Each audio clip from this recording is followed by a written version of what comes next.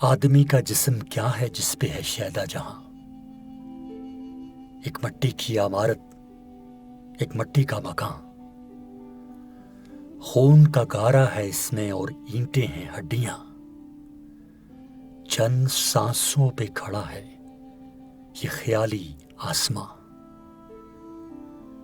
मौत की पुरजोर आंधी जब इससे टकराएगी,